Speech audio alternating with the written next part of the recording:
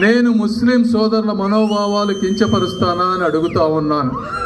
ఏది ఏమైనప్పటికీ అలా ఎవరన్నా భావిస్తే ఆ వ్యాఖ్యలు వెనక్కి తీసుకోవటంలో నేను ఎటువంటి వెనకాడను అని చెప్తా ఉన్నా.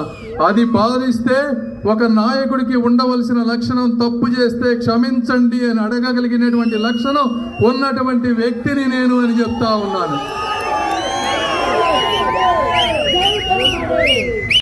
అస్సలాము అలైకుం వరహ్మతుల్లాహి వబరకాతుహు. జై హింద్ ఫ్రెండ్స్. తప్పు జరగడం మానవ సహజం, పొరపాటు జరగడం మానవ సహజం. కానీ తప్పు కానీ పొరపాటు కానీ జరిగిన తర్వాత ఇది తప్పు జరిగింది అని చెప్పేసి గ్రహించో లేకపోతే ఇతరులు తెలియపరిచిన తర్వాత ఆ తప్పుని గ్రహించి క్షమాపణ కోరడం అనేది ఒక బలవంతుడి యొక్క లక్షణం. వాస్తవానికి ఇస్లాం ధర్మం ఏం బోధిస్తుందంటే మీరు క్షమాపణ కోరడం వల్ల మీ యొక్క స్థాయి తగ్గించబడదు, మీ యొక్క స్థాయి హెచ్చించబడుతుంది సమాజంలో అనేది చాలా స్పష్టంగా తెలియవస్తున్నటువంటి అంశం. నేను ఈరోజు మాట్లాడుతుంది పెమ్మసాని చంద్రశేఖర్ గారి గురించి. మన గుంటూరు పార్లమెంట్ అభ్యర్థిగా ఉన్న తెలుగుదేశం పార్టీ అభ్యర్థిగా ఉన్నటువంటి వ్యక్తి. ఇక్కడ చాలా మంది చాలా విధాలుగా అనేకమైనటువంటి అంశాలను ప్రాపగండా చేస్తున్నారు. నేను ఈరోజు ఏదైతే ఈ సద్దాం హుసేన్ గారి ఎపిసోడ్లో ఆయన మాట్లాడినటువంటి మాటలకి ఇది జరిగినటువంటి పొరపాటు అండి, నేను త్వరలో దీనిపై మాట్లాడతాను ఏదో ఒక చోట అని చెప్పేసి ఆయన చెప్పిన కరెక్ట్గా ఒక 1 అవర్ లోపలే ఆయన ఈ విధంగా ఒక వీడియో అనేది వైరల్ అవుతుంది. ఇప్పుడు ఆల్రెడీ ఆయన క్షమాపణ కోరడం జరిగింది.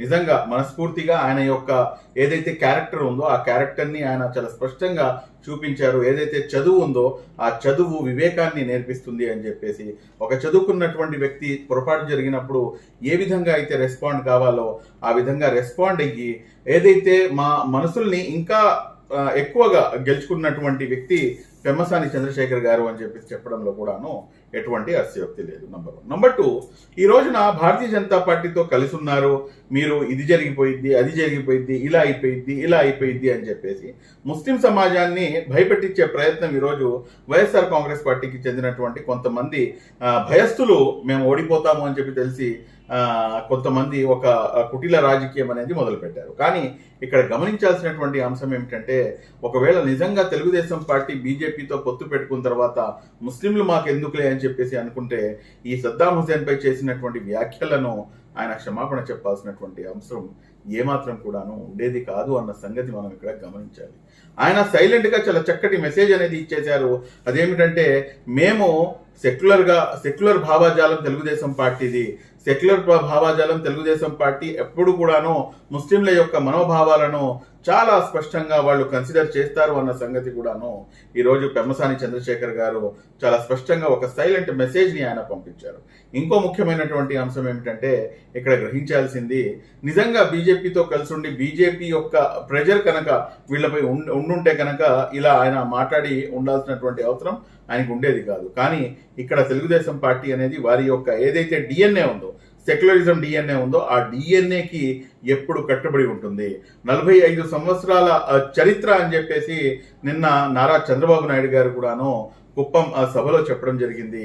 ఆ 45 సంవత్సరాల చరిత్రలో ప్రతిసారి కూడాను ఆ సెక్యులరిజాన్ని వాళ్ళు ఎస్టాబ్లిష్ చేస్తూనే వచ్చారు అన్న సంగతి కూడాను మనం అందరం కూడాను గుర్తుంచుకోవాల్సినటువంటి అవసరం ఎంతైనా ఉంది. లాస్ట్ బట్ నాట్ లీస్ట్, ఇంతకు ముందు ఏదైతే ఈ గత 5 సంవత్సరాల్లో అనేకమైనటువంటి అంశాల్లో అనేకమైనటువంటి విషయాల్లో ముస్లిం సమాజం యొక్క మనోభావాలను నౌజ్బిల్లా చాలా పెద్ద మాటలు కరోనా టైంలో అయితే కొంతమంది మంత్రులుగా ఉన్నటువంటి వాళ్ళు కూడాను ఇష్టం వచ్చినట్టుగా మాట్లాడినటువంటి అంశాలు ఉన్నాయి. కొంతమంది ముస్లిం ఎమ్మెల్యేలు సైతం కూడాను నాకు దేవుడికి సమానం, అల్లాహ్కి సమానం నౌజ్బిల్లా అని చెప్పేసి సంబోధించినటువంటి అంశాలు ఉన్నాయి. అదేవిధంగా నౌజ్బిల్లా గౌరవ ముఖ్యమంత్రి గారిని అనంతకరుణమైనటువంటి అల్లాహ్ సుబ్హానహు వ తఆలాతో కూడాను పోల్చే విధంగా మాట్లాడినటువంటి సందర్భాలు అనేకమైనటువంటి ఉన్నాయి. కానీ అనేకమైనటువంటి సందర్భాల్లో అనేకమైనటువంటి ఇష్యూస్ ఇటువంటి మాట్లాడినా కానీ ఎవ్వరూ క్షమాపణ కోరలేదు. కానీ పెమ్మసాని గారు అలా కాకుండా పొరపాటు జరిగినప్పుడు మనం తప్పుగా మనం మాట్లాడాలి అని చెప్పేసి ఆయన యొక్క తప్పుని ఆయన మాట్లాడటం అనేది నిజంగా ముస్లిం సమాజం తరపు నుంచి ఆయన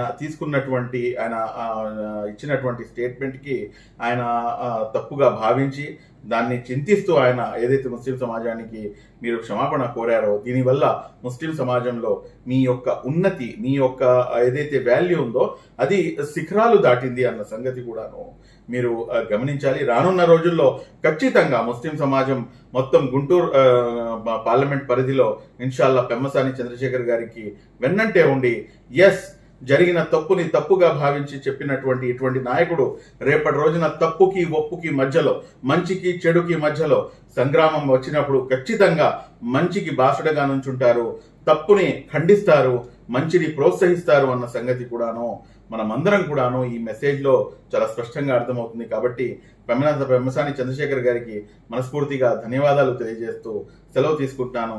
థ్యాంక్ యూ వెరీ మచ్. జై హింద్. అస్సలాము అలైకుం వరహమతుల్లాహి వబర్కాతుహు. జై హింద్ ఫ్రెండ్స్. మనం ఐ థింక్ 24 అవర్స్ నుంచి ఒక కాంట్రవర్షియల్ వీడియో అనేది ఒకటి మనం అందరం కూడా వినటం జరుగుతుంది.